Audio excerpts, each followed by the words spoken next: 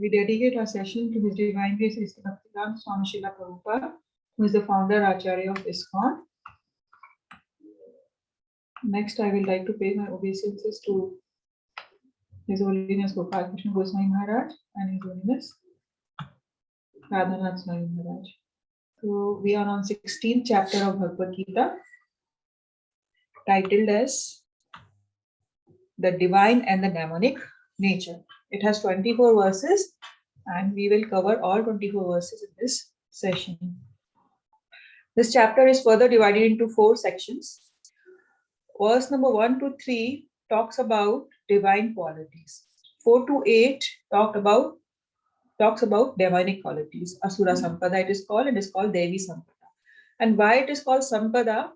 Because what is Sampati? The Sampada word has come from Sampati. And Sampati is, which is very dear to it, which we hold very close to us. So those who are divine by nature, they will hold good qualities near to them. And those who are demonic in nature, they will hold demonic qualities close to them. That's why it is called Asura Sampada and Devi Sampada. And then in the remaining chapter, Krishna talks from verse number 10 to 20 mostly about this demonic qualities. What are their activities and what will the result if they possess those qualities. And in verse number 21 to 24, Krishna gives the conclusion. He tells us that we have to give up these demonic tendencies. Otherwise, we can go. We are opening a door to hell. And how can we do that? By following the scriptures. So, verse number 1 to 3, Devi Sampada, divine qualities. Somebody would like to read these qualities? Yeah, I will read it. I will read it. Yeah, Yes. divine qualities.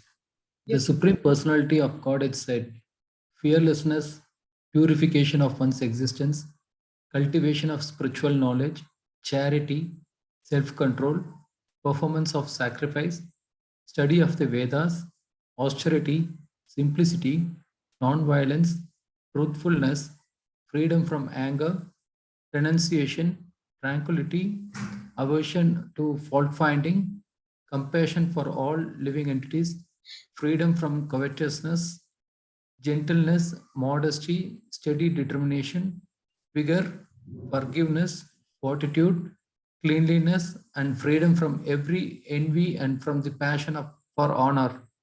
These transcendental qualities, O son of Bharata, belong to godly men endowed with divine nature. Thank you, Prashant. So, we have discussed these qualities before also in Bhagavad Gita, and Krishna has talked about these qualities because they are property of devotees. So, actually, Prabhupada has discussed these qualities in relation to Varna as well as Ashrama. So, first quality he mentions is fearlessness, Krishna mentions. So, Prabhupada says this is mostly the quality of a sannyasi. So, when one is in sannyas ashram, what has he done? He has renounced all activities, and if he is not fearless, then how can he live like? Because if sannyasi, he is fully dependent on Krishna's mercy. He goes to jungle and there can be animals and all. So he has to be fearless. If he is fearful, then Prabhupada says he cannot accept sannyas order. So this fearlessness comes only when we are dependent fully on Krishna. Then there is nothing to fear. There is nothing to be anxious about. In this world, we see so many people. They are fearful of death. They have so many anxieties because they are not close to Krishna. They are not close to this divine quality. Then the next is purification of one's existence. And for this also, Prabhupada says it is for sannyasis. And he explains this in a manner that actually that when one has purified his existence, then only he is capable of taking sannyas ashram. And we have studied in Bhagavad Gita that how that purification occurs. Purification occurs when we control our senses, our mind, and slowly when we chant, the purification of our mind happens. And when we do devotional services, then also purification happen, and then we are progressing in a spiritual life. Then we have to cultivate spiritual knowledge. How, as we are doing now, we are studying Bhagavad Gita and Bhagavatam. Through that, we can cultivate spiritual knowledge, and that will help us to progress in spiritual life. Charity, for charity, Prabhupada says that it is for grastas, because grastas have only a class which are working and they can donate. And about donation, Prabhupada also has talked this before, that we should donate to propagate Krishna consciousness. Charity can also be in three modes, which we will discuss in coming chapters. So charity should be in the mode of goodness for the cause of Krishna consciousness. Then it is the charity mode of goodness. Then self-control, we have talked about this so many times. We have to control our mind and senses. And one who is like self-control, we have discussed, is the sthit prajna. So we have to develop that quality of sthit prajna. Then performance of sacrifices, like austerities, we have to practice fasting on special days. And then mostly this is for Vanaprastha ashram, because when Vanaprastha ashram, he leaves his Grihastha ashram and goes, then he has to live his life alone, and he performs so many austerities during that time, as well as austerities are part of every ashram, where we have to learn to sacrifice something for higher cause. So that is also a divine quality. Then study of the Vedas, which is mostly done in the brahmacharis or students' life, where they are studying Vedas under the direction of spiritual master. So we should always try to read these spiritual books. Austerity, again, we have to be very austere. Simplicity is also a quality. We should not be diplomatic. We have discussed this before. A devotee is very simple. He lives a very simple life, but he has a high thinking. Then non-violence. Non-violence, we have discussed that a person should not even cause anxiety to any living entity, even animals, birds, or something. And Prabhupada has before also told that the best non-violence is when we are preaching Krishna consciousness. So that is the method of being non-violent to the living entities, because we are taking them closer to Krishna. And in non-violence, it occurs like we should not kill animals, and so it is against meat eating and all. Truthfulness, we should be truthful, and when it is required, we should not hesitate speaking truth, and we should not try to cover something by telling lies and all. Then freedom from anger, this is also a quality of a person of divine nature. He doesn't get angry so easily. We have seen so many advanced devotees, they are able to control their anger. Then renunciation, they should be able to renounce the comforts of life.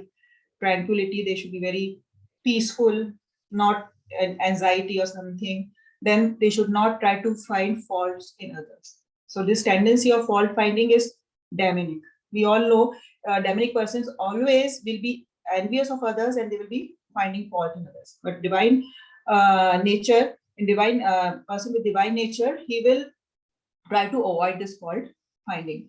And devotees are always compassionate to all other living entities. They are free from covetousness. They will not be unnecessarily pride, or they will not be arrogant like that. They will be very gentle, modest in their behavior, very well behaved.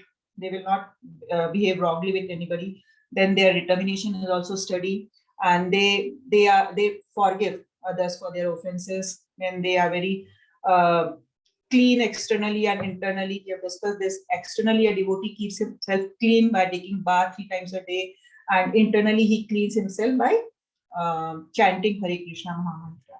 Then freedom from envy, and then he has no passion for honor, and he is not disturbed whether he is getting honor or dishonor. All these qualities of devotee we have already discussed so many times, and so Krishna says these qualities are transcendental and they belong to godly man who is endowed with divine nature. So after discussing these qualities, now Krishna comes to demonic qualities from verse number 4 to 9.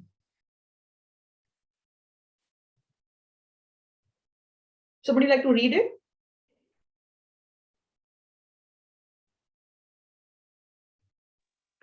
I will read, Mataji. Yes, Lavanya. Hare Krishna. Hare Krishna. 16.4 Pride, arrogance, conceit, anger, harshness, and ignorance. These qualities belong to those of demonic nature, O son of Ratha. 16.4 In this verse, the royal road to hell is described. The demonic want to make a show of religion and advancement in spiritual science. Although they do not follow the principles, they are always arrogant or proud in possessing some type of education or so much wealth. They desire to be worshipped by others and demand respectability. Although they do not command respect, over trifles they become very angry and speak harshly, not gently. They do not know what should be done and what should not be done. They do everything whimsically according to their own desire, and they do not recognize any authority. These demonic qualities are taken on by them from the beginning of their bodies in the wombs of their mothers. And as they grow, they manifest all these inauspicious qualities. Hare Krishna. Hare Krishna. Thank you, Lavanya. So these are almost opposite of the divine qualities. So demonic person is very proud, he's very arrogant, he will talk harshly to others, he will get angry on small, trivial things, and he's ignorant, like he doesn't know what to be done and what not to be done. And he is unnecessarily pride, like always in some like nature of he doesn't want to give up or he is not at all humble. So that is the nature of a demonic person. And Prabhupada in the purport says that these type of people, they will make a show of religion, but they do not want to follow the rules and regulations which are laid out in the scriptures. Like it is always called as show bottle renunciation. So they will just make a show of religion, and they want to be worshipped by others. Like they want to tell others that they are great. They always demand respectability from others, and they get angry so easily. They don't know what to do, and they just act by their desires. Whatever they want to do, they just want to act, not thinking what will be the results. And Prabhupada says that these demonic qualities are there in them from their birth itself. Because what happens once we are living this life with so many demonic qualities, then Krishna, in coming verses, he will say that he will cause them to take birth in again and again in the demonic families. So that will be their consequence. They will not be able to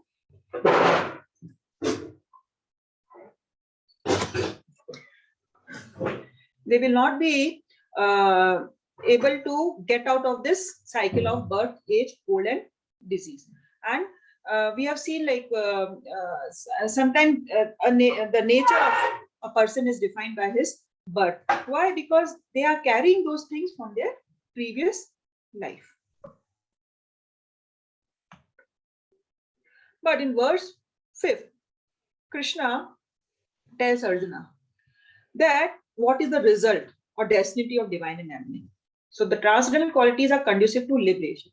So a person who is possessing these qualities is eligible for liberation. Whereas the demonic qualities are for bondage. Bondage means he will be not liberated from the cycle of birth and age, old disease. But now Krishna assures Arjuna that you don't worry because you are born with divine qualities. Now here Arjuna might think, oh, I am also going to fight war. So am I also demonic because I'm fighting war and is liable for killing so many persons? But Krishna says, no, you are not of demonic nature. Just a second.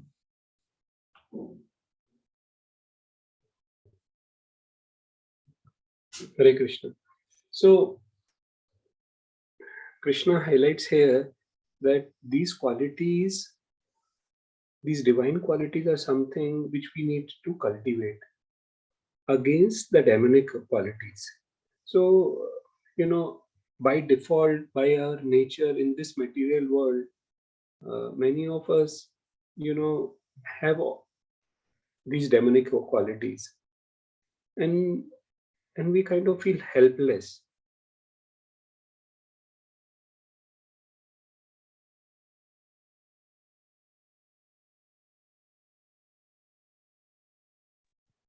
Hare Krishna Prabhuji, your video is stuck.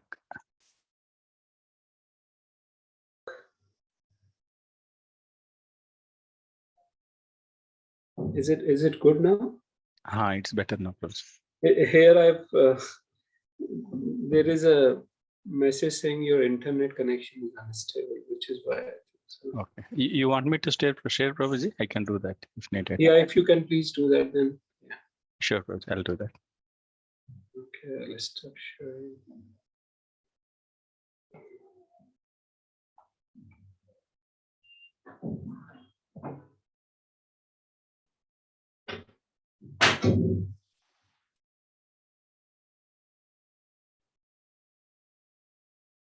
So here I was mentioning the importance of mind, right? When we many a times feel helpless, but if you remember, the meaning of the word mantra is something which can control the mind.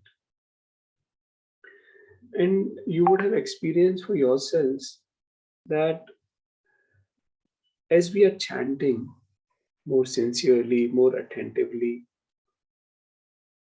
our capability to control these demonic qualities, to overcome these demonic qualities is high. And when we continue to practice, right, chanting, reading Bhagavad Gita and Bhagavatam, association of devotees, taking only prasad. Taking prasad also helps us to control the tongue.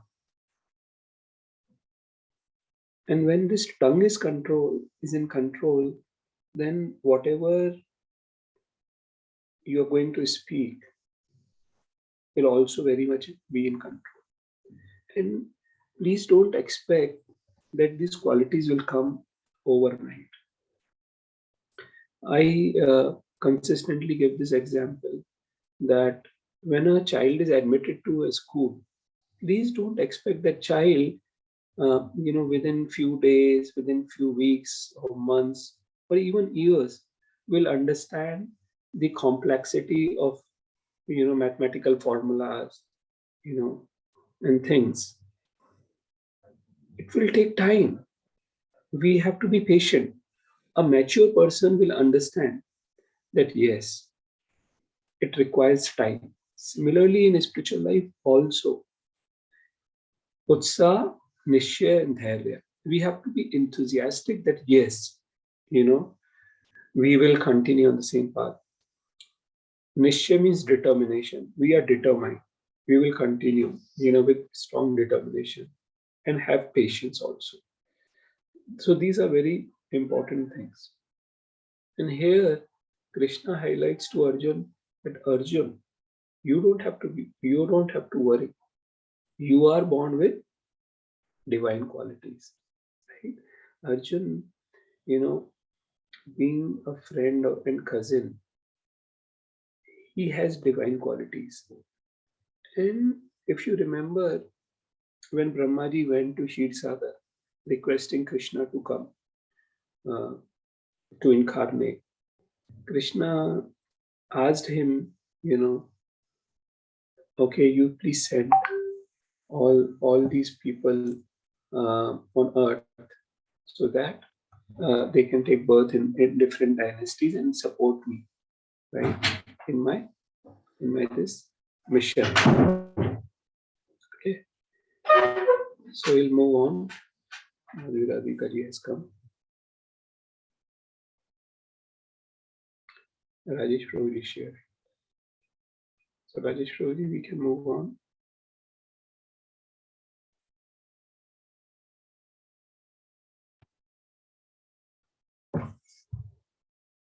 Hare Krishna. Yeah. So now Arjuna when was thinking like whether he's demonic or he's divine. So seeing like Arjuna's lamentation was not going away. So Krishna now in detail started sharing qualities of demonic people. Okay. So we'll start on 16.6. Next slide. Okay. So 16.7, those who are demonic do not know what is to be done and what is not to be done. Neither cleanliness nor proper behavior nor truth is found in them. So we have discussed these qualities, that they are not clean, they are very unclean by heart, externally also, they don't behave properly with others. Then they are not truthful, they're always lying for their own benefit, and they don't know what is dharma because they are not abiding by the scriptures. 16.8 says, and we all know the comparison is being made between Duryodhana and Arjuna.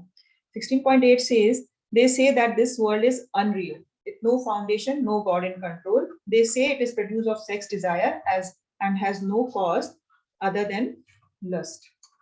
So these people we know, we have discussed Naradamas, atheistic people, and Maya Pratagyana and all these people. They all come in the demonic qualities. We have discussed them in detail about these 4 types of people who are not devotees.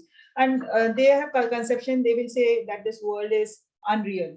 And we already know that Krishna says that this world is not unreal, but it is temporary.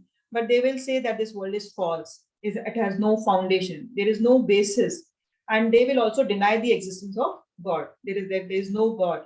And they don't know that God is the cause and effect of this whole cosmic manifestation, this universe. They will always deny that, and they will think themselves to be the controllers. So that is their mentality. And they will always say that this world is produced by some interaction of matter. They don't believe in soul, existence of soul, and they don't know that this universe has a super soul and all the activities are due to the presence of soul. They will just say that this world is produced of some sex desire and there is no other cause behind this world other than lust. So they are totally opposed to the concept of that there is God in control. So that is their nature. And next.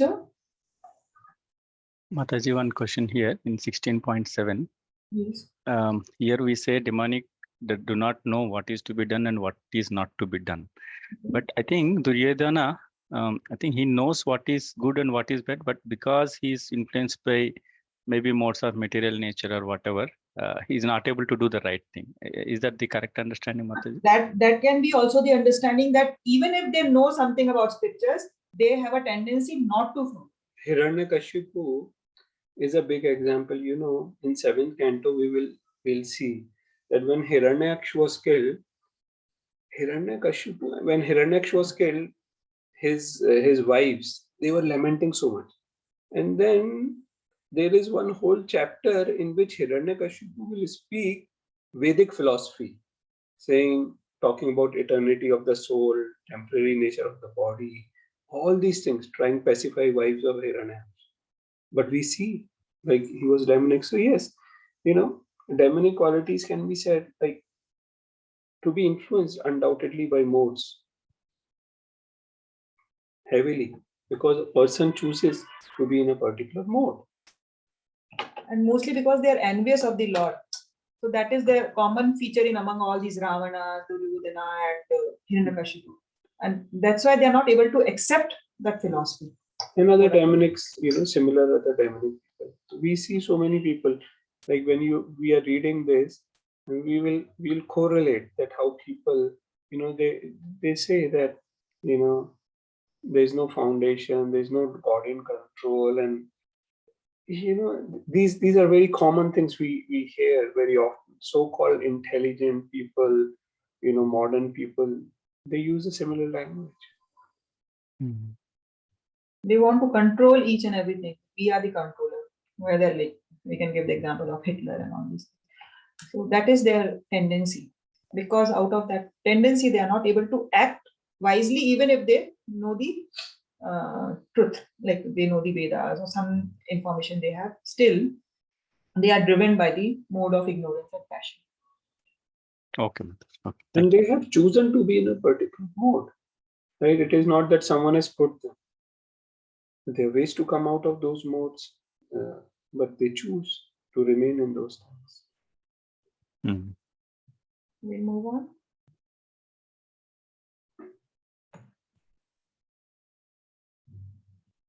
So, following such conclusions, the demonic who are lost to themselves and who have no intelligence engage in unbeneficial, horrible works meant to destroy the world. So they are so demonic, like we can say that they have lost all their intelligence, and because of that, they are engaging themselves in unbeneficial, horrible works, which is meant to destroy the world. So example is like now scientists are discovering so many new nuclear weapons. So what is the aim of this nuclear weapon? Because one country is enemy of other country, one state is enemy of other state. They don't want to they want to just take on the property that this is mine and this me and mine. That's why they are fighting, and they are discovering so many things which are unbeneficial. The only means they want to, like, that is leading to destruction of the world. It cannot lead to peace and tranquility in the society because of the nature of these demonic people nowadays, mostly in the age of Kali Yuga. Next. Then further describing, Krishna moves ahead with the activities of the demonic people and what will the consequences they have to face. So what is their tendency and what is their conduct? In verse number 10, Krishna says that taking shelter of insatiable lust and absorbed in the conceit of pride and false prestige, thus illusioned are always drawn to unclean work by the impermanent, attracted by the impermanent. So they are like never satisfied. Prabhupada describes this in the purport that these demonic persons, they have no satisfaction for their lust. Their demands are ever increasing, and for that they are ready to do anything. Although they are full of anxieties on account of accepting non-permanent things, they still continue to engage in such activities out of illusion. They have no knowledge and cannot tell that they are heading the wrong way. Accepting non-permanent things, the demonic people create their own god, create their own hymns, and chant accordingly. The result is that they become more and more attracted to two things, that is sex enjoyment and accumulation of material wealth. They don't want to accept the proprietorship of God over anything. They just are driven by these two things, want to accumulate more wealth, and the other is sex enjoyment. So these two things are actually driving these demonic people towards hell. So we have always learned that we have to control this lust, because there is a cycle. If lust is fulfilled and greed occurs, it is not fulfilled, and we have like anger, and then it follows into fall down. So we have to control this, but these demonic people are not able to control. They are always proud of themselves, and they are doing unclean work. They are not. They are always attracted by impermanent, temporary things, which is against the scriptures. So moving on to the next slide. What is their attitude and what is their occupation? They believe that to gratify the senses is the prime necessity of human civilization, and thus until the end of life, their anxiety is immeasurable.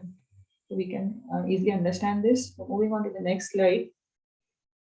Bound by a work of hundreds and thousands of desires, and because they are absorbed in lust and anger, they secure money by illegal means for sense gratification. For gratifying the senses, they will do anything, anywhere, like illegal. They want, like we know that they this kala bajari things, and they will earn money by any means. So that is their own only purpose of life. So moving on to the 13th. So in the purport, Prabhupada, somebody would like to read this? I'll read, Mataji. Bhagavad Gita 16.1112 purport. The demoniac accept that The enjoyment of the senses is the ultimate goal of life, and this concept they maintain until death. They do not believe in life after death, and they do not believe that one takes on different types of bodies according to one's karma or activities in this world.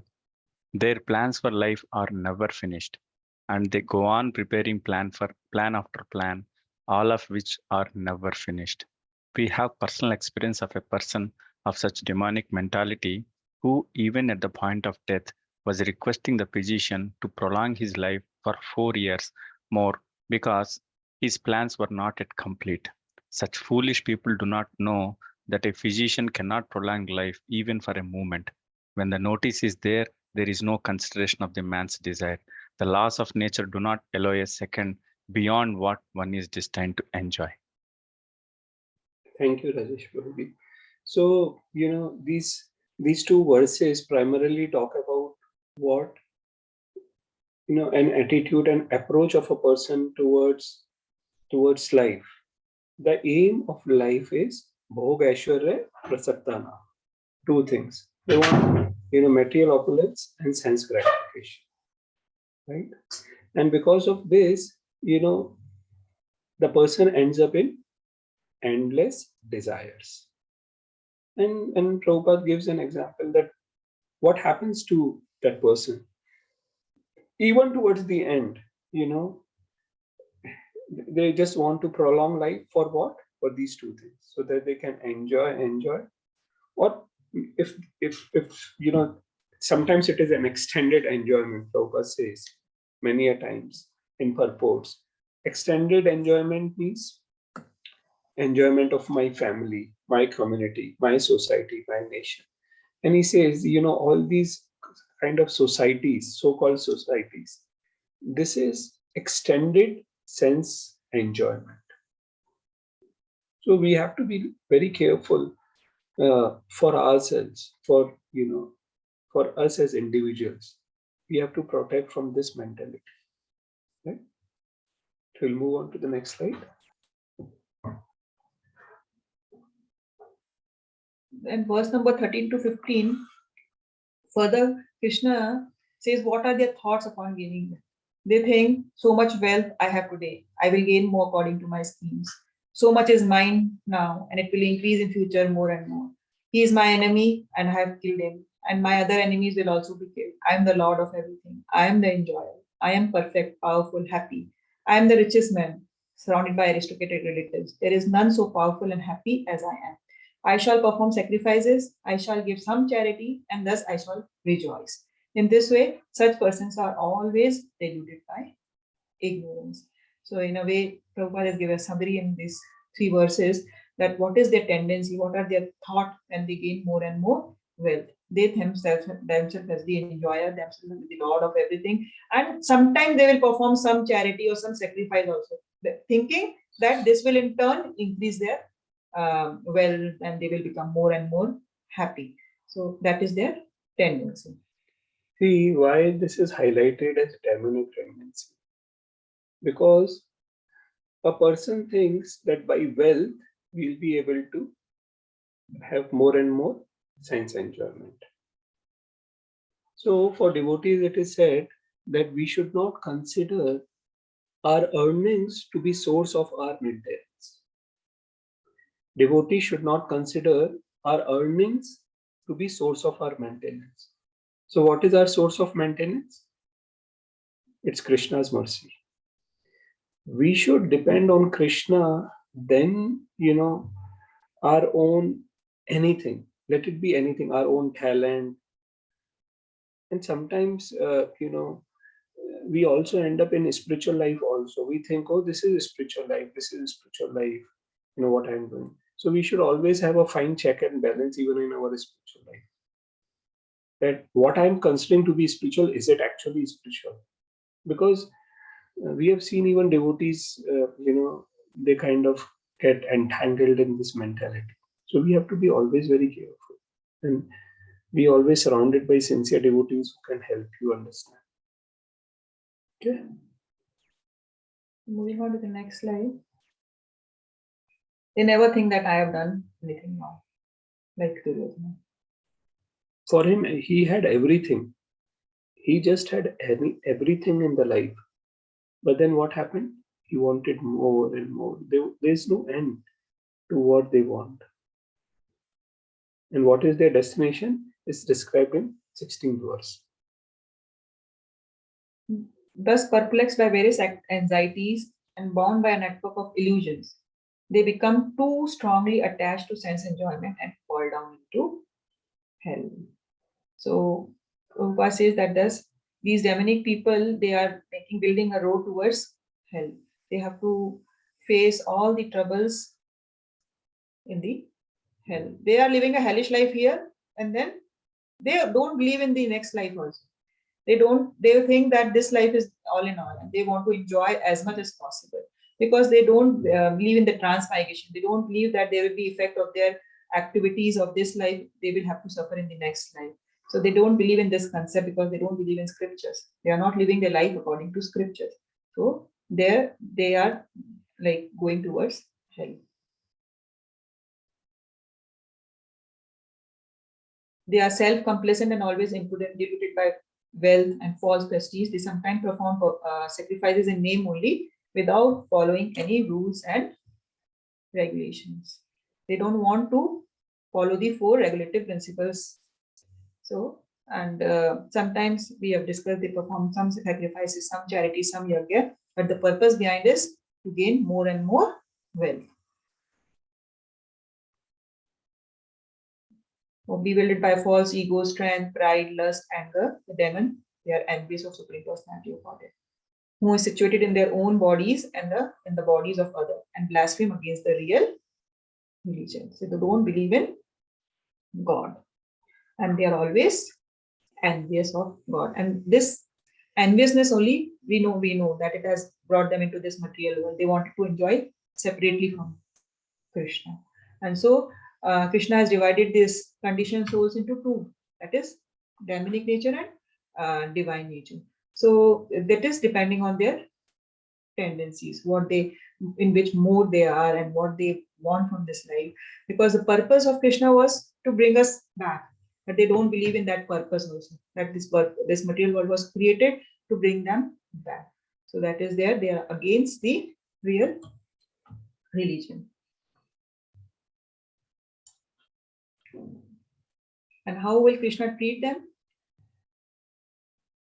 Those who are envious and mischievous, who are the lowest among men, are perpetually cast into the ocean of material existence, into various demonic species of life. So birth after birth, they will take birth in the demonic species, and they will not be able to liberate themselves. They will be in eternal bondage. Next. And attaining repeated birth among the species of demonic life, such person will never be able to approach Krishna. So Krishna says they will never come back to me, to my supreme abode. Gradually, they sink down to the most abominable type of existence. Sometimes we may think like sometimes Krishna kills some demons and they get liberation and all. But that is exceptional. But Krishna says that these persons will never, like, even if they will get Sayuja Mukti and all, but they will not be able to get that association of Krishna personally. So this is the fate of these demonic people. And we have to be very careful and clear in our understanding that so-called people, who look very aristocratic, they have nice cars, they dress up very nicely, they speak Polish language, they are so-called outwardly very courteous, very polite. But if they don't have this basic quality of having trust, of having faith, of the aim of life being Krishna consciousness, then they are good for nothing, and they all fall in this category. They all fall in this category. So, and as parents, we have to be very careful. Why? Because this whole world somehow the other is driven by that, passionate understanding that more we earn, more knowledge we have, more happy we will be. It all is kind of surrounded by an understanding that I am the doer, you are the doer. So when it comes to our kids, we should let them know one thing, that you should try your best and leave rest on Krishna. And also, we don't have to tell them to be lazy. They have to study, right? They have to work hard, but at the same time, we have to keep reminding them that these things are important, but they will not make you happy. It's your love, it's your devotion to Krishna, which will make you happy, and which is the aim of life. So we as parents have a lot of responsibility on our shoulders for ourselves and for people who are dependent on us. Okay. So moving on to the next. There is no limit to high one can rise, and there is no limit to how low one can fall. Choice is ours in which direction we want to move.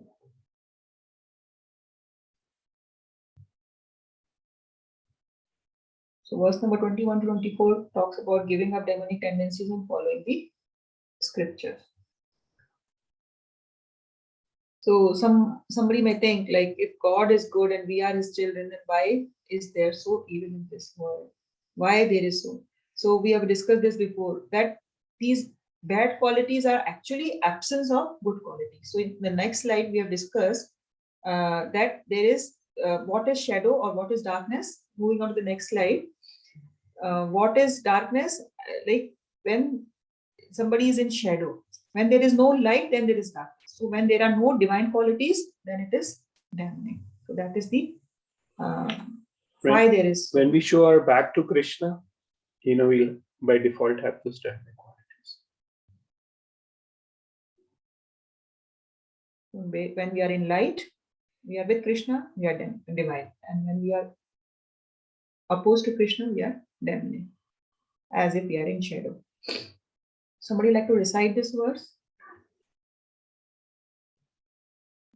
Yeah, I'll recite. Evidam narakshedhyam dwaram nashanam atmanah kama krodhas tatha lobhas tasmat itatrayam tyajet. There are 3 gates leading to this hell: lust, anger, and greed. Every sane man should give these up, for they lead to the degradation of the soul. Bhagavad Gita 16.21. So, in this, Krishna is saying that these are the 3 gates: what? Lust, anger, and greed. So every sane man should give this, because they are leading to the degradation of the soul. And we have discussed about these lust, anger, and greed in the 2nd chapter, as shown in the next slide. We all know this consequences. When we contemplate on the sense object, we develop attachment, and when the attachment increases, it leads to lust. If lust is unfulfilled, we are angry. If it is fulfilled, then it becomes greed.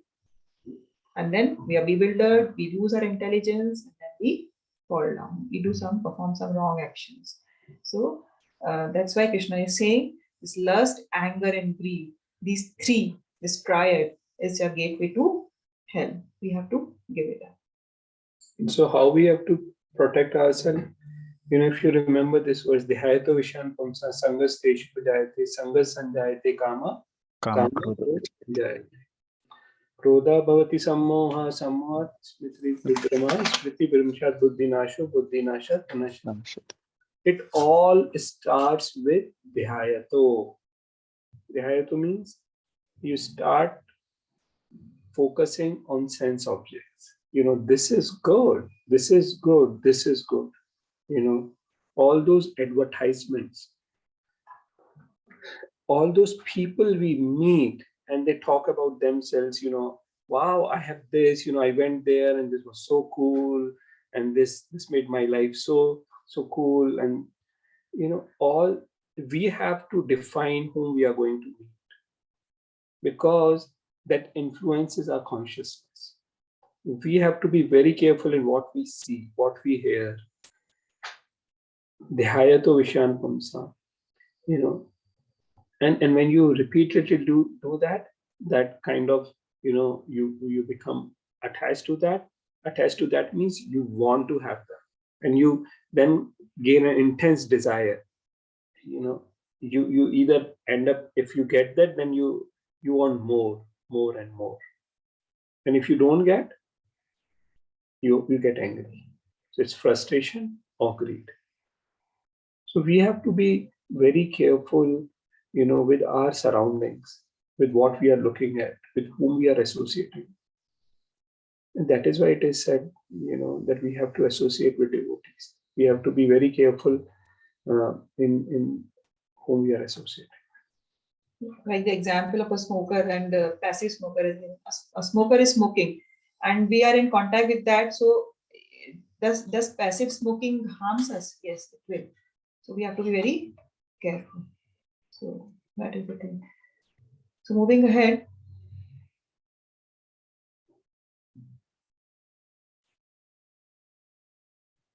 What is the result of disregarding and following scriptures? So in verse 23, Krishna says, one who is discarding these scriptural injunctions and acts according to his own whims, he will neither attain perfection, neither happiness, neither the supreme destination. So that Krishna is saying you should follow scriptural injunctions. Whatever teachings are there, like Manu Samhita has called as the law book of mankind. So there are so many laws mentioned for the mankind, like human beings should behave like this, they should perform these sacrifices, they should live their life according to Vedas, and so many things. And because nowadays we are not following that, our like society is degrading. Our women are degrading. In scripture, it is said that women should always be protected. Woman should always be protected when she is young by father, when she is married by her husband, and when she is old by her grown-up sons. But this has not been followed in the modern day society, and we see so many divorces are increasing and so many other things are increasing in this society nowadays, because women are saying that we are equal to man. They want freedom, and that is causing so many problems, because we are disregarding the spiritual injunctions and we are acting according to our own whims. So this will lead to neither perfection nor happiness nor the supreme destination. We will never be able to reach to Krishna. And finally, in the 24th verse, Krishna says, so one should therefore understand what is his duty and what is not duty by the regulations of these scriptures. So he is giving us this thing that we have to always follow the scriptures. And when we follow such rules and regulations, then we can gradually elevate ourselves and reach the supreme destination. Hare Krishna. So this chapter is basically summarized two things: that qualities of people who follow the scriptures versus qualities of people who disobey. So that's the thing which is which we have to be careful about. Hare Krishna.